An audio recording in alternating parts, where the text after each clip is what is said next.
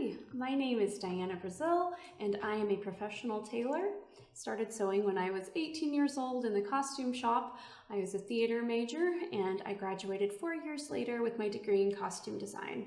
Been sewing ever since, and I really wish that I had had someone to show me all the techniques that I had to learn the hard way. But the good news is I've done all the hard work for you, and I'm here to show you exactly how to do it.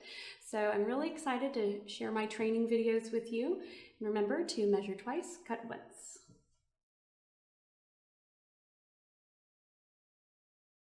All right, so whenever we are tailoring a dress, we want to start at the top and start with the straps or the shoulder.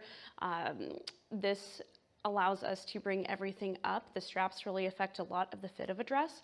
As you can see, this dress is sitting too low on her bust, so once we raise that up, it brings everything into place.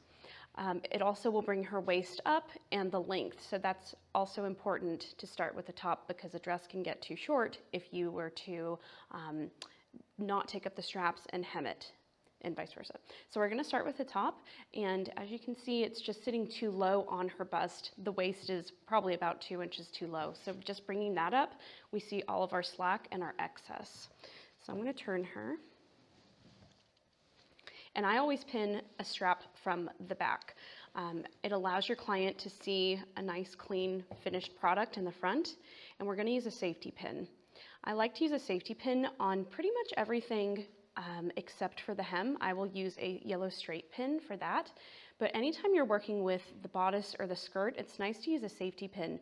It closes, and therefore there's less risk of you losing your marking, and it's also going to be better working with your client.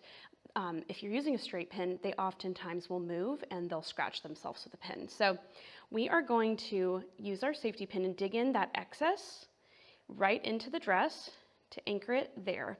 Now that's going to hold it, and we're going to close that. It's also important that you ask your client when you're fitting them how it feels. Although we are experts, we are fitting them based on their comfort level. Some clients like a nice loose strap, and some want it really snug. Now I just like to be able to fit my finger under there, but when it is on a client, you don't want them to get red and for it to dig in. So I'm going to go ahead and do the other side, and you can tell the difference. It also, pulling up your strap, it fixes so many issues.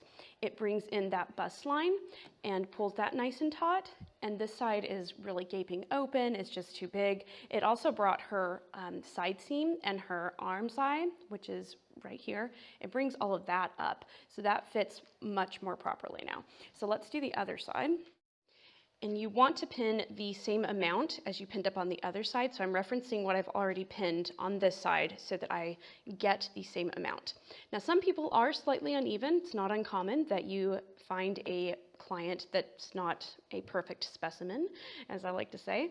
So again, it's all about comfort. You need to check in with your client. After you pin one alteration, it's always good to check back in with them and see how it feels.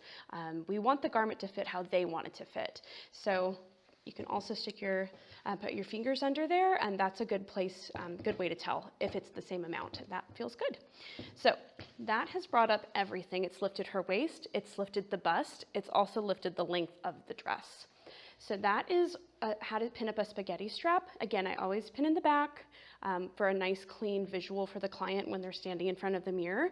That just shows them what the finished product is going to look like. I hope you enjoyed today's lesson. I'm Diana Brazil, and remember to measure twice, cut once.